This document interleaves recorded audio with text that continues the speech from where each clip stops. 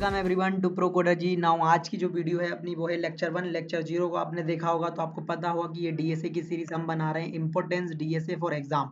तो आज की ये वीडियो को स्टार्ट करने से पहले आप सबको कॉन्ग्रेचुलेशन कि आपने ये वीडियो और ये सीरीज हमारे साथ देखना स्टार्ट कर दिया है। तो अपन करते हैं सेलिब्रेट और चलते हैं अपनी स्लाइड के ऊपर कि अपन इस वीडियो में क्या करने वाले हैं। सो याद करूं मैं आपके कॉलेज की सिलेबस की, तो आपके कॉलेज का सिलेबस बहुत ही छोटा है, इससे आपको ज़्यादा चीज़ें नहीं है, ब्रीफ नॉलेज नहीं है, लेकिन मैं ट्राई करूंगा कि जो जो इंपॉर्टेंट है वो सब आपको कवर करा दूं मैं बहुत ही अच्छे तरीके से पेपर से पहले पहले। और कॉलेज सिलेबस में ओनली डाटा स्ट्रक्चर है, एल्गोरिदम नहीं है। सो ये थोड़ी सी कॉम्प्लेक्स चीज़ है, तो इस वीडियो में आपको एल्गोरिदम का नॉलेज भी मिलने वाला है कि एल्गोरिदम क्या होता है और एल्गोरिदम की जरूरत क्यों है। तो अब अपन मैं बताता हूँ पहला क्वेश्चन जो आपको समझ में आना चाहिए कि डाटा स्ट्रक्चर पढ़े ही क्यों। आप किसी सीनियर से जाके पूछना, किसी और से जाके पूछना, एक एक्सपीरियंस बंदे से जाके पूछना। यदि सॉफ्टवेयर डेवलपमेंट की फील्ड में आपका अच्छा होना है, you must have to know about the DSA. ठीक है, तो डीएसए की इंपॉर्टेंस तो आपको बता दी है कि क्यों है। और एक और रीजन है कि there are some certain problems in a computer programming. ठीक है, तो उनको सोल्व करने के लिए we need a data structure and algorithm. Example की बात करूँ तो लाइफ टाइम का बेस्ट एग्जाम्पल रहने वाला है, just a carpenter needs to understand the different tools for a various task. सुनना हाँ, a programmer needs to compare the data structure to build a robust and efficient solution. It is the gateway to becoming a professional coder. यदि आपको coding करना है तो आपको data structure and algorithm आना चाहिए। कोडिंग करते समय आप क्या करोगे, आप प्रोग्राम लिखोगे। प्रोग्राम का यदि आपको सिंपल सा फुल फॉर्म बोलूं तो क्या होगा, देखा जाए तो एक डाटा स्ट्रक्चर और एक एल्गोरिथम दोनों को प्लस करके ही एक प्रोग्राम बनता है। तो नीड भी बता दिया मैंने कि भाई कुछ ना कुछ प्रॉब्लम्स हैं कंप्यूटर साइंस में, इसके लिए अपन को डाटा स्ट्रक्चर एल्गोरिथम पढ़ना पड़ता है। और सबसे जो वर्ड है बार बार आपको दिखाया जाएगा, आपको उसको अचीव करना पड़ेगा लाइफ में, क्या इफिशियंसी। आपके प्रोग्राम में क्या इफिशियंसी। अब वाई भी नीड होता है कंप्लीट नीडिंग के इतना ज्यादा आपको लोगों ने कंफ्यूज किया है। डाटा स्ट्रक्चर में आपको ए टू जेड पढ़ा सकता हूँ और पढ़ाने वाला हूँ, इस भी तो मैं इंपॉर्टेंट पढ़ा रहा हूँ। लेकिन जब प्लेसमेंट के टाइम पे आप एक और सीरीज निकालेंगे जो चीजें प्लेसमेंट में पूछी जाती हैं उनके लिए। अब नीड यदि क्वेश्चन आता है कि वाई वी नीड, तो आपको नीड पता है और आप लिख सकते हो। अब अपन बात करते हैं किसकी, introduction to data structure. Introduction important है, डाटा स्ट्रक्चर का मतलब क्या होता है वो इस छोटी सी स्लाइड से आप समझो। Data structure are the backbone of computer science, providing a systematic way to organize and store data. Data structure कुछ नहीं है, डाटा को ऑर्गेनाइज और स्टोर करने का एक अच्छा तरीका है फॉर इफिशिएंट प्रोसेसिंग। अगेन आ गया क्या, इफिशियंस। अब इफिशियंसी कैसे आप अचीव कर सकते हो अपने प्रोग्राम में, हम वो भी बताने वाले हैं इस वीडियो में। अपन बात करेंगे एल्गोरिदम कॉम्प्लेक्सिटी के बारे में। जो कभी भी आपको डाटा स्ट्रक्चर अच्छे से पढ़ाना जानता है वो सबसे पहले इसी टॉपिक को आपको पढ़ाने वाला है, क्योंकि इसी से आप एक अच्छा डाटा स्ट्रक्चर का कोड लिख पाओगे, आप कोड कर पाओगे। इससे आपकी प्रॉब्लम सॉल्विंग स्किल्स भी अच्छी होने वाली है। यदि क्वेश्चन आता है इंट्रोडक्शन टू डाटा स्ट्रक्चर, तो आपको सबसे पहली चीज यही लिखनी है। ठीक है, अब इसके बाद मैं बात करता हूँ डाटा स्ट्रक्चर की इंपोर्टेंस। इंपोर्टेंस भी पूछा जाता है, इंपोर्टेंस भी आता है पेपर में, तो ये भी एक इंपॉर्टेंट क्वेश्चन है। तो ये 3 लाइन के अंदर अपन इंपोर्टेंस को करते हैं क्या, खत्म। क्या होता है, understanding data structure is akin to learning the ABC of programming। यदि आपको प्रोग्रामिंग सीखना है तो ऐसा मैंने आपको बहुत बार बोला है कि डाटा स्ट्रक्चर इंपॉर्टेंट है। क्यों इंपॉर्टेंट है समझो जरा। It is the foundation of empire you are writing a efficiency of code. Efficient code, write to efficient code क्या है, पावर है इफिशियंट कोड लिखने की। अब इफिशियंट को अपन समझने वाले हैं, डोंट वरी। इमेजिन करो एक data structure as a tool in your coding tool box. Data structure क्या है, एक टूल है आपके कोडिंग के टूल बॉक्स में। इमेजिन करना, ठीक है। The better you understand them the more efficiently you can solve a problem. ठीक है, मतलब कि यदि आपको डाटा स्ट्रक्चर आता है तो आप कई तरह के प्रॉब्लम को बहुत आसानी से सोल्व कर सकते हो। यदि मैं आपको एग्जांपल बोलूं कि आपको मान लो एक रीडू अंडू का फ्यूचर बनाना है, तो आप उसमें स्टैक का यूज कर सकते हो, समझ रहे हो ना। यदि आपको एक फाइल बनानी है, जो फाइल होता है ना फाइल, तो वहां पे भी आप ट्री का यूज कर सकते हो, एक के अंदर एक के अंदर एक के अंदर एक के अंदर चीजें होती है तो बहुत इजीली। कुछ डाटा स्ट्रक्चर अपन ने गलती कर करके ही सीखे हैं, फिर उनको इम्प्लीमेंट किया है, उनके पीछे का लॉजिक आपको पता है, आपको अब सिर्फ पढ़ना है। आप पढ़ लोगे तो सॉफ्टवेयर डेवलपमेंट की जो फील्ड है बहुत ही पैसा देने वाली फील्ड है। आप यदि जितने अच्छे से डाटा स्ट्रक्चर पढ़ोगे, यदि मैं आपको छोटा सा एक और ब्रीफ नॉलेज देता हूँ, तो समझो क्या होता है कि दो तरह की कंपनी होती है, सर्विस बेस और प्रोडक्ट बेस। तो प्रोडक्ट बेस में क्या होता है, कोर कोडिंग होती है, सर्विस बेस में आपसे हर कुछ काम कराते हैं। मैंने को काफी ज्यादा एक्सपीरियंस है, मैंने कई लोगों से, भैया लोगों से बात की है, मेरे मतलब और भी जो आगे कंपनीज में काम कर रहे हैं उन्होंने ही मुझे इंपॉर्टेंस ऑफ डाटा स्ट्रक्चर बताई है। तो समझा करो जरा, ये चीजें होती हैं इंपॉर्टेंट। अब मैं आपको बताता हूँ कि भाई सर्विस बेस्ड कंपनी और जो अपनी प्रोडक्ट बेस्ड कंपनी है उसमें डिफरेंस ये है कि सर्विस बेस्ड जो कंपनी होती है वो प्रोडक्ट बेस्ड कंपनी के लिए काम करती है। तो आप अपना लेवल समझ जाना, यदि आपको प्रोडक्ट बेस्ड कंपनी में जाना तो you must have to know about the data structure. अब बताता हूँ मैं एल्गोरिदम, ये आपके सिलेबस का पार्ट नहीं है, ये मेरी तरफ से बता रहा हूँ क्योंकि इसको पढ़ने के साथ ही साथ आपको डाटा स्ट्रक्चर समझ में आने वाला है। एल्गोरिदम की बात अपन करेंगे सिर्फ इसी वीडियो में, और ये बहुत ही इंपॉर्टेंट है। क्या होता है, सिंपल सी डेफिनेशन है, a set of rules that must be follow when solving a particular problem.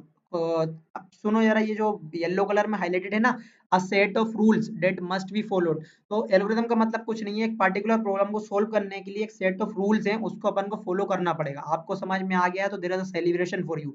अब एक और एग्जांपल देता हूँ, सेट ऑफ रूल्स मतलब क्या, कि मान लो आपको एक कॉफी बनानी है, तो कॉफी बनाने के लिए क्या सेट ऑफ रूल्स है, कि आपको पहले गैस चालू करना पड़ेगा, देन वो मिल्क डालना पड़ेगा, देन कॉफी डालनी पड़ेगी, उसको बॉईल करना पड़ेगा, 4 स्टेप के बाद आपकी कॉफी आपके साथ बन के रेडी होगी। You forget the input sugar, sugar भी डालनी पड़ेगी, ठीक है।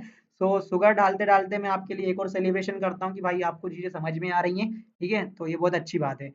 तो अब आपको बताते हैं कि एल्गोरिथम कॉम्प्लेक्सिटी क्या होता है। ये चीज थोड़ी सी कॉम्प्लेक्स थी, इसलिए मैंने अपने हैंड रिटन नोट का यूज किया है। मुझे एक वीडियो में बोला गया था कि आप अपने हैंड रिटन नोट से बढ़ाइए तो और भी अच्छा ज्यादा समझ में आता है।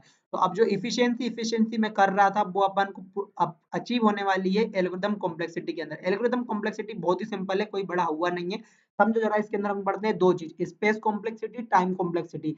स्पेस कॉम्प्लेक्सिटी का मतलब ये है कि इसके अंदर अपन मेजर करते हैं कि अपनी जो प्रोग्राम है वो कितनी स्पेस ले रहा है कंप्यूटर मेमोरी में, ठीक है। अब टाइम कॉम्प्लेक्सिटी क्या करता है, टाइम कॉम्प्लेक्सिटी मेजर करता है आपका प्रोग्राम रन होने में कितना टाइम ले रहा है। आपको इनपुट, मान लो यदि आपने ये दोनों चीजें समझ ली तो आपकी ऐप कभी बफर नहीं करेगी। बफर मतलब समझ रहे हो ना, अपन किसी वेबसाइट पे जाते हैं, कहीं इनपुट देते हैं, वो बफरिंग हो जाती है, तो वो आपने यदि ये दो चीज समझ ली तो ये दोनों चीजें आपको बहुत ही हेल्प करने वाली है एक इफिशिएंट कोडर बनने में, ठीक है, प्रो कोडर बनने पे।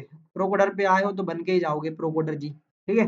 अब स्पेस कॉम्प्लेक्सिटी की डेफिनेशन की बात करूं तो यदि एक एग्जांपल दूं तो be save a lot of money if we understand the space complexity. एक एग्जांपल दो, तो एग्जांपल ये है कि देखो, सबसे पहले आया था 2014 में क्या, फेसबुक। फेसबुक था पूरा पूरा मेरे को याद है 85 MB का। अब क्या हुआ कि उस समय पे नहीं थे मोबाइल्स बड़े बड़े, तो क्या हुआ, छोटे छोटे मोबाइल्स के लिए उसने मात्र 1 साल के अंदर लॉन्च कर दिया फेसबुक लाइट। यदि मेरी ये नॉलेज परफेक्ट है तो इसके हिसाब से आप समझ रहे होंगे कि फेसबुक लाइट आने के बाद से यूजर्स और भी बढ़ गए, समझ रहे हो ना। तो जब आप स्पेस कॉम्प्लेक्सिटी समझ जाते हो तो आपका प्रोग्राम, आप बहुत सारा पैसा बना सकते हो सॉफ्टवेयर डेवलपमेंट के अंदर। अब स्पेस कॉम्प्लेक्सिटी तो मेजर बहुत इजीली हो जाती है, लेकिन टाइम कॉम्प्लेक्सिटी को मेजर करने के कुछ तरीके होते हैं, ठीक है। तो आप 3 टेक्निक्स बताता हूँ यदि आपको स्पेस कॉम्प्लेक्सिटी मेजर करना है। तीनों टेक्निक बहुत ही यूजफुल है, लेकिन सबसे यूजफुल जो इंडस्ट्रीज यूज करती है वो होता है ऑर्डर ऑफ ग्रोथ, ठीक है। पहला होता है मेजरिंग टाइम टू एग्जीक्यूट। यदि आपको सिंपल से किसी एग्जीक्यूट, यदि किसी प्रोग्राम के टाइम को मेजर करना है तो टाइम मॉड्यूल को इंपुट कर लो पाइथन के अंदर, टाइम डॉट टाइम करके उसको प्रिंट कर दो, तो जो प्रोग्राम आपका टाइम ले रहा है रन करने पे, आपको उतना टाइम आपकी स्क्रीन पे दिख जाएगा। करके नहीं बता रहा हूँ क्योंकि ये चीजें करने वाली हैं अपन स्टैक एरे क्यू जब पढ़ेंगे वहां पे करने वाला हूँ। ये पूरा थ्योरेटिकल वीडियो है, because when you theory plus practical 50-50% is equal to 1, अपन ऐसा इंट्रोडक्शन ऑफ प्रोबेबिलिटी में पढ़ा था। समझ रहे हो ना, थ्योरी भी जरूरी है, और थ्योरी आपको बहुत अच्छे से बता रहा हूँ, समझ में आ रहा होगा। तो स्पेस कॉम्प्लेक्सिटी, टाइम कॉम्प्लेक्सिटी आपको समझ में आ गया। सेकंड वाला क्या है, काउंटिंग द ऑपरेशंस, ठीक है। ऑपरेशंस को काउंट करके भी अपन टाइम कॉम्प्लेक्सिटी का पता कर सकते हैं, लेकिन इन दोनों तरीके में है कुछ प्रॉब्लम। लाइक क्या, मेजरिंग टाइम टू एग्जीक्यूट, इसका एक प्रॉब्लम क्या होगा, यदि मान लो भाई मेरे पास i5 है और आपके पास i7 है, तो सेम प्रोग्राम डिफरेंट टाइम में रन होगा, इसलिए ये प्रोग्राम, ये जो टेक्निक है वो कंपनीज यूज नहीं करती हैं। सेकंड क्या है, counting the operation, same problem, यदि मान लो मेरे पास ऑपरेशन से 5 तो आपके पास है ऑपरेशन 5, वही प्रोग्राम के, ठीक है, तो सेम ऑपरेशन, ऑपरेशन तो काउंट हो गए, लेकिन अगेन डिफरेंट मशीन हो गया तो डिफरेंट टाइम आ जाएगा, तो इससे आप टाइम कॉम्प्लेक्सिटी मेजर नहीं कर सकते। अब मेजर करने का तरीका है order of growth. Order of growth को समझने से पहले तुम समझो कुछ केस, क्या कि in term time complexity is often to express in terms, किन टर्म्स में टाइम कॉम्प्लेक्सिटी को एक्सप्रेस किया जाता है। तो जैसे कोई चीज है उसको एक्सप्रेस करना है, तो एक्सप्रेस करने के 3 टर्म है, क्या है, बेस्ट केस है, रोस्ट केस है, एवरेज केस है, ठीक है। तो आप बेस्ट केस, रोस्ट केस और एवरेज केस को समझो कि टाइम यदि रोस्ट है, रोस्ट है मतलब कि बहुत ही बेकार आपने प्रोग्राम लिखा है, टाइम बहुत ज्यादा लग रहा है इनपुट के रिलेशन में, ठीक है।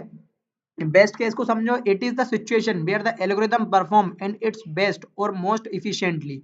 बेस्ट, रोस्ट और एवरेज आपको समझ में आ गया है। अब मैं आपको देता हूँ एग्जांपल जिससे आप इसको अंडरस्टैंड कर पाओगे बहुत ही अच्छे तरीके से।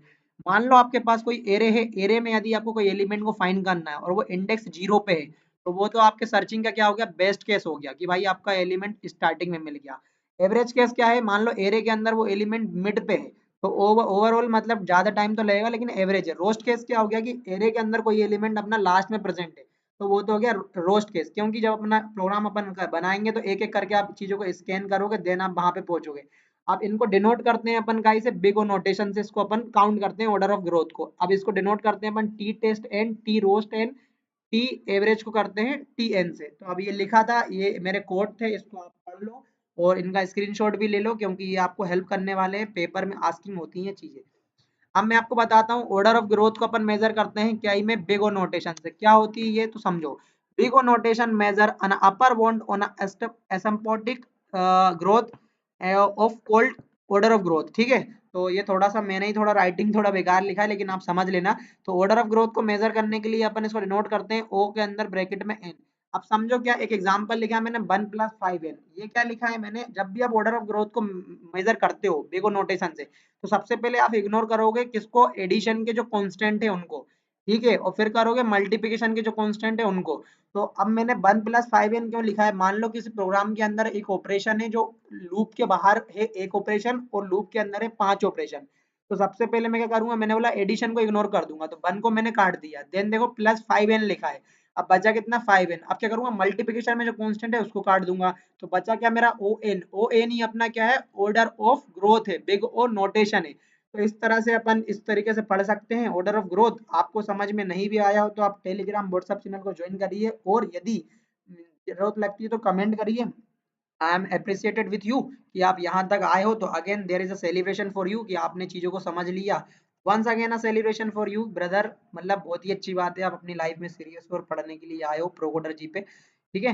अब अर्थमेटिक कॉम्प्लेक्सिटी जो अपन टॉपिक पढ़ रहे थे, उसके अंदर अपने दो टॉपिक पढ़े थे, क्या, स्पेस कॉम्प्लेक्सिटी और टाइम कॉम्प्लेक्सिटी। अब टाइम कॉम्प्लेक्सिटी में मैंने पढ़ा था ऑर्डर ऑफ ग्रोथ। तो ऑर्डर ऑफ ग्रोथ को जब अपन मेजर करते हैं, तो मेजर करने के लिए अपने पास 6 टर्म्स हैं, ये 6-7 टर्म्स है। यहाँ पे सुनो जरा, constant, logarithmic, linear, linear logarithmic, quadratic, cubic, exponential. तो इसी तरीके से आप करते हो क्या, इनके बीच एक ग्राफ प्लॉट होता है, इसको मैं किसी और वीडियो में कर लूंगा, मतलब बता दूंगा, क्योंकि अभी वीडियो ज्यादा लेंदी नहीं करनी है, थ्योरेटिकल पार्ट इतना ज्यादा जरूरी नहीं होता है, आपको नॉलेज होनी चाहिए बस। तो याद रखना, इन चीजों में अपन मेजर करते हैं। कांस्टेंट का मतलब कुछ नहीं है, इनपुट और अपना जो टाइम के बीच में रिलेशन है वो कांस्टेंट रिलेशन है, मींस तुरंत की तुरंत होगा, है ना, यदि इनपुट बने तो टाइम भी बने। समझ गए ना। तो अब मैं आपको बताता हूँ आपका इंपॉर्टेंट क्वेश्चन जो था, डाटा एंड इन्फॉर्मेशन। डाटा का मतलब क्या है, data can be defined as the represent of fact. समझ गए ना, concept of instructions are in a formalized manner which should be a suitable for communication, interpretation or a processing by human or electric machine। तो data की definition हो गई, ये इतना ज्यादा इंपॉर्टेंट नहीं है, लेकिन जरूरी है कि डाटा और इन्फॉर्मेशन के बीच में लोगों को कंफ्यूजन होती है। इन्फॉर्मेशन क्या हो गया, इन्फॉर्मेशन इज एन ऑर्गेनाइज्ड और classified data which has some meaningful values. Means यदि आपके पास इन्फॉर्मेशन है तो आप उस पर एक्शन ले सकते हो। Means decision and actions are based, decision and actions are based, समझ रहे हो ना। तो डिसीजन और एक्शन आर बेस्ड, तो इस पे अपन डिसीजन और एक्शंस ले सकते हैं इन्फॉर्मेशन के बेसिस पे। तो डाटा इन्फॉर्मेशन होता है अपना कंप्लीट, इसके बेसिस पे एग्जांपल आप फाइंड कर लेना, और मैंने आपको एग्जांपल दे चुका। अब मैं आपको बताता हूँ क्लासिफिकेशन ऑफ डाटा, सबसे मोस्ट इंपोर्टेंट क्वेश्चन, इसलिए मैंने रखा इसको लास्ट में, क्योंकि इसको समझने से पहले आपको बाकी की चीजें समझना बहुत जरूरी थी। प्रिमिटिव, प्रिमिटिव, नॉन प्रिमिटिव में सबसे पहले अपन डिवाइड करते हैं। प्रिमिटिव वो जो आपकी प्रोग्रामिंग लैंग्वेज और आपके सिस्टम में डिफॉल्ट होते हैं, like integer, float, string, pointers, constant, है ना, समझ रहे हो, ये तारे हो गए अपने सेट। अब ये आ गए अपने नॉन प्रिमिटिव। नॉन प्रिमिटिव को डिवाइड करते हैं टू कैटेगरी में, लीनियर और नॉन लीनियर। यदि मैं लीनियर का एग्जांपल दूं, तो लीनियर का एग्जांपल हो गया, आप किसी रेस्टोरेंट में जाना, आपको जो मेन्यू दिखेगी, यदि आप में उसको कुछ फाइंड करना है, लाइक आपको फाइंड करना है आलू पराठा, तो आप क्या करोगे, मेन्यू को ऊपर से लेके नीचे तक स्कैन करोगे, तो वो हो गया क्या, एक के बाद एक के बाद एक के बाद चीजें लिखी है, तो ये हो गया लीनियर डाटा स्ट्रक्चर। एग्जाम्पल क्या, इसको डिवाइड करा दो पार्ट में, स्टैटिक और डायनेमिक। ठीक है, स्टैटिक के अंदर आ गया एरे, डायनेमिक के अंदर आ गया लिंक लिस्ट, स्टैक और क्यू। सबको एक्सप्लेन करेंगे, पार्टिकुलर वीडियो पे करेंगे। अभी ये बता रहे हैं सिर्फ क्लासिफिकेशन, तो क्लासिफिकेशन इतना आपके लिए जरूरी है। भैया आपने नॉन लीनियर तो बताया नहीं, बता देता हूँ। यदि मान लो आपके पास एक डिक्शनरी है, डिक्शनरी के अंदर आपको कोई वर्ड खोजना है, मान लो आपको सोचना है प्रोकोडर जी, तो आप क्या करोगे, उसको डायरेक्ट जाओगे पी वाले पेज पे कि पी के क्वेश्चन कहाँ से शुरू हो रहे हैं, पी के वर्ड्स कहाँ से शुरू हो रहे हैं, वहां पे आप फाइंड कर लोगे। तो ये हो गया आपका क्या, लीनियर सर्च और बाइनरी सर्च। तो डेफिनेशन ये थी, एग्जाम्पल ये थे। आप वीडियो में यहाँ तक आए हो तो उसके लिए आपका बहुत बहुत धन्यवाद, ठीक है। और आपको वीडियो में यदि अभी भी समझ में नहीं आया तो आप हमें कमेंट करिए, हमारे टेलीग्राम चैनल को ज्वाइन करिए, नीचे आपको लिंक मिल जाएगी। और थैंक यू करने के साथ साथ यदि वीडियो पसंद आई है तो इस वीडियो को लाइक करिए, शेयर करिए, और एक और रिक्वेस्ट है आपसे कि ये वीडियो यदि आपको शेयर करोगे तो शेयर करने के बाद हमें थोड़ी सी हेल्प मिलेगी। तो वीडियो जिसको नेटफुल लगे वो शेयर कर देना। और इस वीडियो में आपने क्या-क्या सीखा यदि मैं समरी बताऊँ तो आपने importance of data structure, introduction to data structure, concept of data structure, classification of data structure and one more thing algorithm complexity, average cost, worst case, best case and one more thing we study about big O notations. तो इतनी सारी चीज़ें आपने सीख ली हैं। आशा करता हूँ कि आपको वीडियो अच्छी लगी होगी। यदि इनसे रिलेटेड कोई भी क्वेश्चन आता है तो you can solve very easily. और हमारे कुछ पुरानी प्लेलिस्ट पड़ी हुई है पाइथन की, उसको जाके एक्सेस करिए यदि प्रोग्रामिंग लैंग्वेज नहीं आती है तो। और इस वीडियो में मैं प्रोग्रामिंग लैंग्वेज पाइथन का यूज करूंगा क्योंकि वो बहुत ही सिंपल है आपको अंडरस्टैंडिंग कराने के लिए। सो थैंक यू गाइस, मिलते हैं नेक्स्ट वीडियो में।